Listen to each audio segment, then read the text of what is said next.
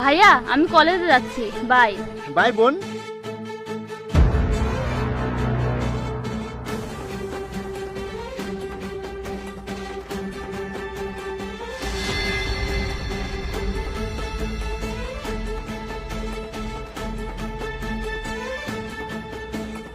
যা বোন যা, আজ তুই যেখানেই যাবি আমি ওই বোতলে রাখা লাল পানির সাহায্যে আজ তোকে হাতে নাতে ধরবো।